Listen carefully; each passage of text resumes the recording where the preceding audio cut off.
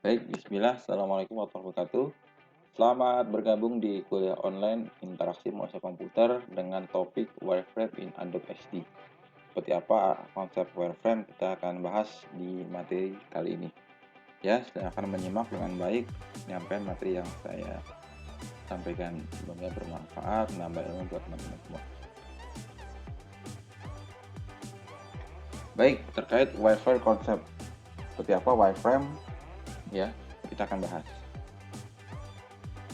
Nah, sebelum tahap development suatu website dimulai, tentu kita terlebih dahulu memiliki perancangan yang baik dan benar agar sesuai dengan target yang ingin dicapai.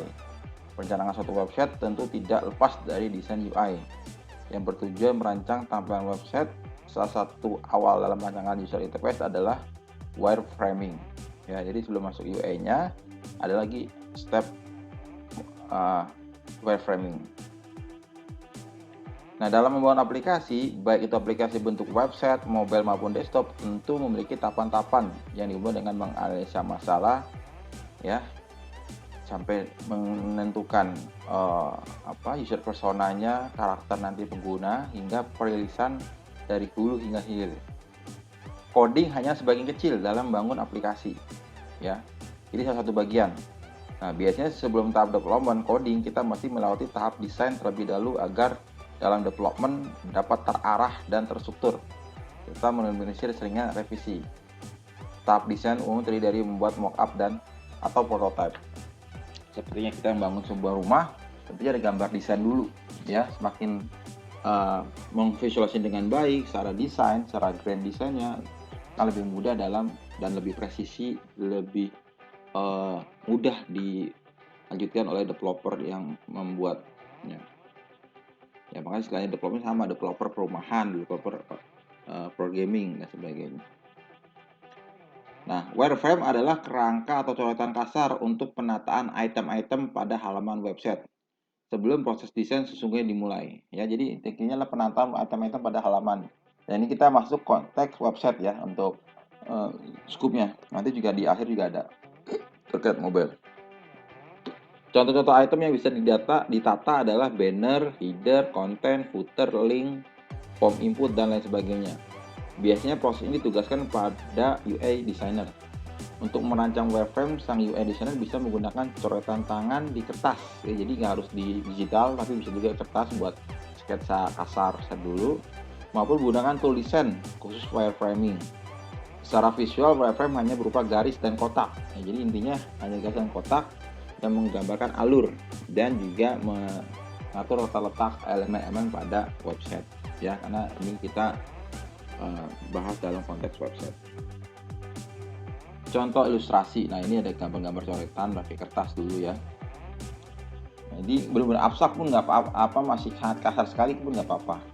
Contoh ilustrasi adalah perusahaan A akan membuat sebuah website. Mereka berdiskusi apa saja konten yang akan ditaruh di halaman awal.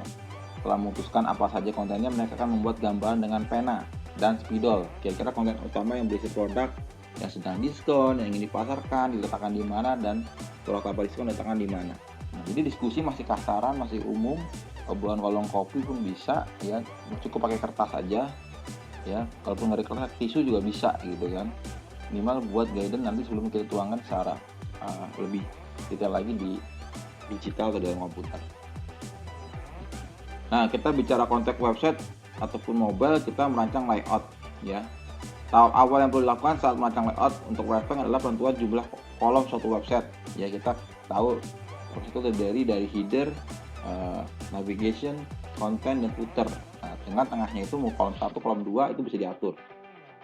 Ya, sesuai dengan kebutuhan. Ya, kalau kita bicara kolom 3, kita tahu sekali website di Facebook versi website itu 3 kolom, di sebelah kanan banyakkan iklan-iklannya ya kan dan sebagainya, atau umumnya dua kolom, tergantung kebutuhan ya. Manfaat wireframe: dengan adanya wireframe, web developer sangatlah terbantu pada pekerjaan mereka agar dalam proses pengembangan dapat terstruktur dan terarah ya, jadi lebih terstruktur dan terarah. Bayangkan bila tidak menggunakan wireframe terlebih dahulu, mungkin saja dalam proses pengembangan sering terjadi revisi atau perbaikan dan memperlambat pekerjaan, dan memungkinkan besar sekali untuk salah tafsir dalam mendevelop. Ya. Karena kalau udah pakai wireframe sudah tergambar prosesnya. Nah, elemen dari wireframe yang pertama adalah desain informasi. Pada elemen ini biasanya bersumber dari hasil riset apa saja konten atau informasi yang ingin disampaikan, yang dapat diilustrasikan sebagai mana pada saat presentasi di sekolah ataupun kampus ya, harus memiliki informasi yang terpercaya. Contohnya form input, thumbnail, gambar, paragraf, dan sebagainya. Selain desain informasi, yang kedua adalah navigasi. Ya, user interface tentu haruslah memiliki tahapan yang boleh digunakan. Salah satu hal yang penting dalam website adalah navigasi. Ya, dilibatkan navigasi adalah kompas yang berguna untuk memberikan petunjuk bagi penggunanya agar tidak bingung. Jika hal itu terjadi, kemungkinan besar pengguna akan meng-close halaman website yang telah dibangun. Manfaat dengan adanya navigasi terlihat profesional karena lebih rapi kontennya, ya, lebih terarah, ada linknya, mana yang harus klik ini, order, mana sekarang belanja, itu semua ada navigasi yang mengatur sehingga memudahkan para penggunanya. Dan yang ketiga adalah desain interface. Pada bagian ini dimana proses diseleksi dan penempatan elemennya, misalnya tombol, klik, link, judul, dan sebagainya, ya, yang bertujuan sebagai media bagi pengguna untuk berinteraksi. Ya, interaksinya dia harus mengklik apa, itu diatur dalam desain interface. Perbedaan wireframe dengan mockup prototype, ya. Nah, wireframe apakah sama dengan mockup, sama dengan prototype? Ya, jadi bedanya kalau bicara prototype adalah clickable dan interaktif. Nah, jadi kalau prototype udah bisa diklik, udah bisa klik, terus juga udah ada feedbacknya, ketika klik ini dia ada actionnya, bergerak gitu kan. Nah, kalau wireframe dia high indeltily, ya. Nanti ada gambar di slide berikutnya, kemudian baru ini berarti dibagi dua nih, high indeltily yang ini ada bentuknya mockup. Nah, tapi kalau untuk flow-nya disebut dengan wireframe. Jadi kalau prototype intinya sudah ada interaksinya, ya, mockup hanya gambar, wireframe hanya alur. Nah, kita lihat. Perbedaan yang mendasar dari wireframe dan mockup dapat lihat dari tingkat fidelity. Artinya pada kata fidelity sendiri artinya presisi. Wireframe termasuk ke dalam low fidelity. Ya, jadi masih low. Ya, belum presisi. Kemudian sedangkan mockup termasuk high fidelity, ya. Keduanya masih bersifat statis, ya. Jadi kalau masih kasaran atau masih low itu wireframe. Ketika sudah bentuk mockup tapi belum ada interaksinya disebut mockup, ya. Tapi kalau sudah ada prototype, sudah bisa berinteraksi dinamis sehingga dapat berinteraksi, ya, dengan mengklik interface. Ya, jadi ada kayak urutan juga, wireframe, mockup, lalu prototype. Yang telah disinggung sebelumnya bahwa low fidelity adalah desain yang tingkat presisi masih rendah. Ya, makanya dipakai masih kertas juga boleh karena masih wireframe. Ya. Nah, sering disebut juga sebagai wireframe dengan memang bertujuan untuk menentukan tata letak, lebih fokus tata letak saja. Ya, sedangkan high fidelity desain yang tingkat presisinya tinggi. Ya, dia sudah bentuk mockup. Sudah memiliki warna, ukuran, jarak, berbentuk elemen juga yang dibuat dengan tingkat presisi dan akurasi yang detail. Nah, seperti ini ya. Kalau sudah high fidelity sudah ada contoh gambarnya, tulisannya, ya. Kalau low masih mockup, masih cuman kotak-kotak layout, ya. Nah, seperti itu ya. Bisa bedakan ya. Nah, ini disebut dengan wireframe, ini disebut dengan mockup.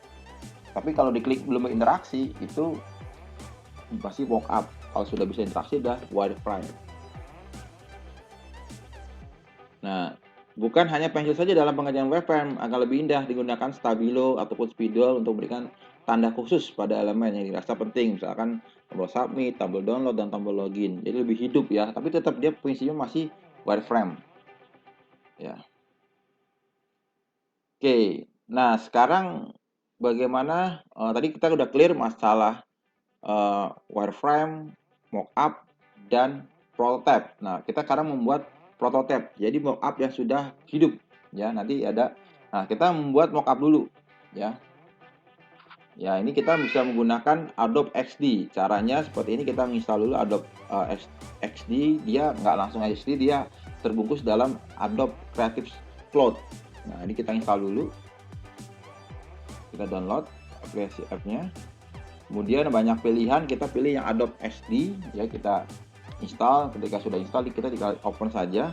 Di sini include dengan keluarganya Adobe, ada Photoshop, ada lain sebagainya.